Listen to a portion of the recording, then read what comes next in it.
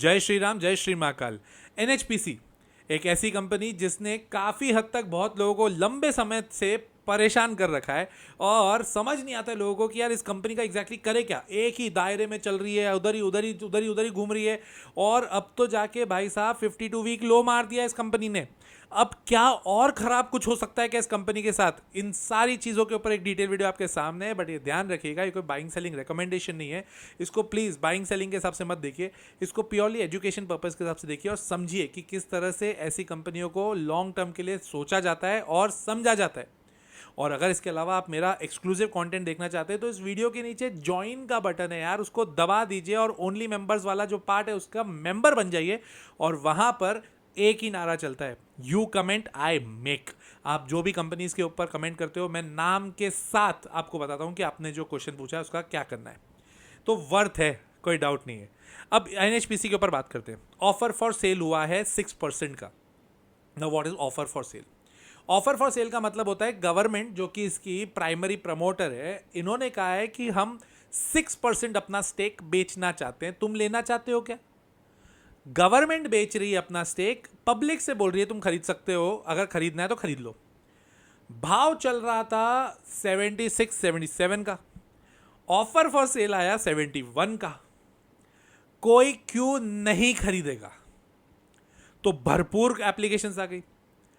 NHPC लोग क्यों खरीद रहे हैं? एनएचपीसी तो नेशनल हाइड्रो पावर है, मतलब पानी के ऊपर है, हाइड्रो पावर ना। क्यों खरीद रहे हैं लोग? क्या है इसके अंदर? डाइवर्सिफिकेशन हो चुका है। एनएचपीसी पहले सिर्फ और सिर्फ हाइड्रो पावर में थी, अब सोलर पावर में भी है। एक ये बहुत इंपॉर्टेंट मुद्दा है क्योंकि आप सब जानते हो, मैं जानता हूं, पूरी दुनिया जानती है कि सोलर का फ्यूचर ब्राइट है। और अगर सोलर का फ्यूचर ब्राइट है तो ऐसी कंपनियां जो सोलर में काम कर रही है उनका फ्यूचर भी तो ब्राइट होगा ना। तो ये जो ऑफर फॉर सेल हुआ है ना, अगर आपको समझ में आया तो बहुत बढ़िया। ये 71 पे हुआ है और ये अच्छा खासा सब्सक्राइब हुआ है। मजेदार बात यह है कि 71 पे 52 वीक लो था, मतलब साल भर से सबसे लोएस्ट प्राइस यही था और गवर्नमेंट ने उसी पे बोला तुम लेना चाहते हो तो ले लो, हम बेचना चाह रहे हैं। तो एक तो ये खबर हो गई। दूसरी चीज, 2000 करोड़ इन्होंने 7.67% बॉन्ड से रेस किए, मतलब इन्होंने 2000 करोड़ का डेट लिया। Debt in the sense market से पैसा उठाया 2041 तक, 2041 तक। अब इसमें 2032 के बाद में ये क्या करेंगे, 2000 करोड़ है ना, हर साल 200 200 200 200 करोड़ करके खत्म करते जाएंगे डेट और लोगों का रिडेम्पशन करते जाएंगे, मतलब जो आपने पैसे डाला है उसका रीपेमेंट करते जाएंगे 2032 से 2041 तक। इफेक्टिवली जैसे हम बोलते हैं गवर्नमेंट के बॉन्ड, जैसे अपन अमेरिका के ट्रेजरी बॉन्ड्स नहीं बोलते, वैसे गवर्नमेंट के बॉन्ड्स है। ये गवर्नमेंट के बॉन्ड्स हैं जो कि 7.367% पे है। एफडी का ब्याज ही 5.5 चल रहा है, तो लोगों के हिसाब से एफडी से अच्छा रिटर्न मिल रहा है और सेफ है, कोई दिक्कत वाली वहां पे बात है नहीं। सोलर प्रोजेक्ट्स में इन लोगों ने अच्छा खासा अपना पोर्टफोलियो बना रखा है। अब वो पोर्टफोलियो आगे ना पीछे जाके इनको बेनिफिट देगा ही देगा। एक बहुत इंपॉर्टेंट खबर इसमें यह भी है कि सुभानश्री जो इनका पावर प्लांट है उसका कमर्शलाइजेशन, मतलब वहां से कमर्शियल जो काम होने वाला है वो उसकी डेट आ चुकी है 8 मई 2026, वो हो चुकी है।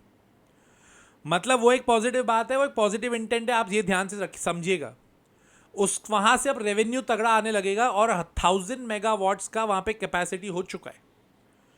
कहने का मतलब ये है कि ये लोग जिस हिसाब से काम कर रहे हैं, सरकारी कंपनी है, हाइड्रो पावर की कंपनी है, ये दोनों अगर आप कॉम्बिनेशन बिठाओगे तो ये लॉन्ग टर्म के स्टॉक्स हैं। ये शॉर्ट टर्म में आपको बहुत ज्यादा रिटर्न्स नहीं देंगे, लॉन्ग टर्म में भी मल्टी बैगर हो जाएगा क्या, उसकी भी चांसेस नहीं है, ये भी क्लियरली समझ लो, अनलेस एंड अनटिल ये डाइवर्सिफाई कर दे। अब ये डाइवर्सिफाई किसमें कर रहे हैं? सोलर में।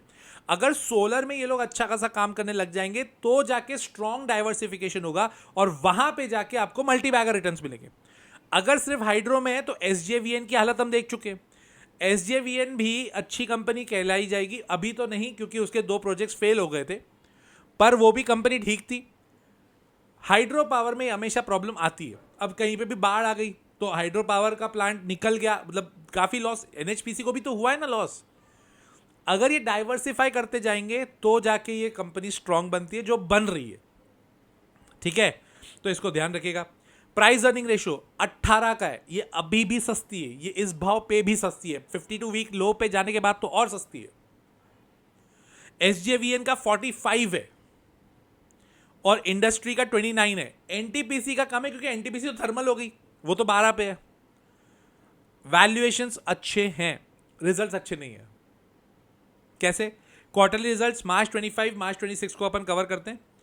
2612 करोड़ का रेवेन्यू था जो बढ़कर हो गया 3121 करोड़। ये अच्छी बात है, कोई दिक्कत की बात नहीं, ये बढ़िया है। ऑपरेटिंग मार्जिन पहले 51% का था, वो गिर के हो गया है 23%। तो यहां पे एक पंगा फंस गया, प्रॉफिटेबिलिटी में क्वेश्चन आ गया। रेवेन्यू बढ़ रहा है, प्रॉफिटेबिलिटी में क्वेश्चन है। प्रॉफिट आफ्टर टैक्स में भी इस क्वार्टर में तो टैक्स का एक बहुत बड़ा एडजस्टमेंट था जिसके कारण थोड़ा सा मामला सेट हुआ है, अदरवाइज गड़बड़ी था। ईयरली देखें, रेवेन्यू ईयरली कम हुआ है 11,729 करोड़ से गिर कर 11,615। रेवेन्यू कभी भी किसी कंपनी का गिरेगा तो अच्छा नहीं है, नेगेटिव ही होता है वो, ठीक है।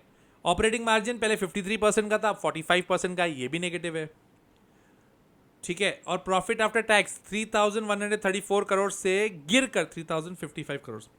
In any situation results number साथ नहीं दे रहे हैं, वैल्यूएशन साथ दे रहा है, बिजनेस साथ दे रहा है, डाइवर्सिफिकेशन साथ दे रहा है।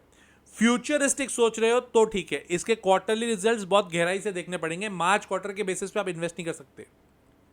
बट अगर आप सोचते हो कि नहीं इसमें स्कोप बढ़िया लग रहा है, आगे ना पीछे आके कंपनी स्ट्रांग हो जाएगी, तो सोचना, मतलब रिस्क है, आंख बंद करके इसमें नहीं लगा सकते पैसे, और लगाओगे तो लॉन्ग टर्म सोचना पड़ेगा, शॉर्ट टर्म में इतना बढ़िया रिटर्न नहीं दिख रहा है। म्यूचुअल फंड्स, सारे म्यूचुअल फंड थोड़ा खरीद रहे हैं।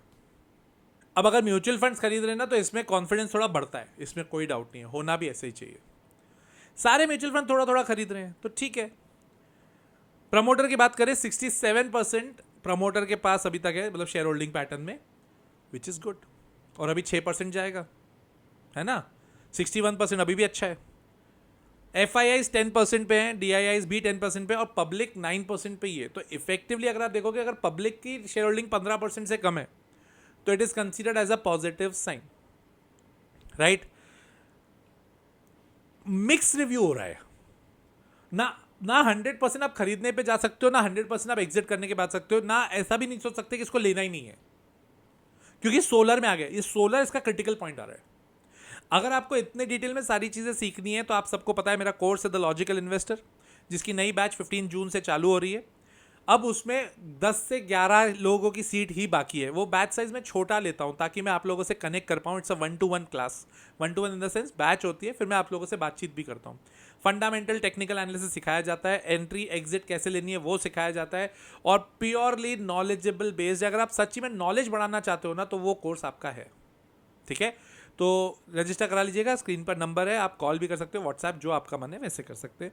बार बार हम कॉल नहीं करेंगे, आपसे एक बार पूछेंगे आप ज्वाइन करना चाहते हो, ठीक है, नहीं तो कोई बात नहीं। टेक्निकल्स पे आ जाते हैं। टेक्निकली 72 का सपोर्ट अब बन चुका है, जो कि 52 वीक लो था, ठीक है, वहाँ पे सपोर्ट बन गया। अगर वो क्रॉस करके जाता है तो और पेन होगा, अच्छा खासा पेन होगा, 63-64 तक का पेन हो सकता है। और एक बार ये 88 के ऊपर जाएगा तभी एक माना जाएगा कि चलो इसने 72 का बेस क्रिएट कर दिया है। 93 का एक और रेजिस्टेंस है, मतलब इसके रेजिस्टेंस है, मल्टीपल रेजिस्टेंस है, मतलब 65 से लेकर 93 की रेंज है, मतलब 50% की रेंज है यार। तो थोड़ा सा पेन ये देगा, अगर आपके पास है तो। लॉन्ग टर्म के लिए रख रहे हो तो ठीक है, शॉर्ट टर्म के लिए ले रहे हो तो नीचे एवरेज कर सकते हो, इनफैक्ट लॉन्ग टर्म के लिए भी ले रहे हो तो नीचे एवरेज कर सकते हो। कंपनी बर्बाद टाइप की नहीं है, एक्सट्रीम रिस्की भी नहीं है, तो थोड़ा अपने हिसाब से ध्यान रखिएगा। मेरे पास इतनी ज़्यादा होल्डिंग नहीं है, इसकी बहुत छोटी होल्डिंग है, मैंने बहुत ज़्यादा लेकर नहीं रखे हैं वाले शेयर, बट है मेरे पास, ये है। मैं अभी नीचे एवरेज करूँगा, क्लैरिटी देना मेरा काम है आप लोगों को, राइट। आई होप कि वाला वीडियो आपके काम कर रहा हो, और आपको अच्छा लगा या नहीं कमेंट करके बताना, शेयर करना अपने दोस्तों के साथ, और कमेंट करके और बताइए और कौन सी कंपनी पर डिटेल वीडियो चाहिए, मैं बनाऊंगा, एक एक करके सब बनाऊंगा। टिल देन, जय श्री राम, जय श्री महाकाल।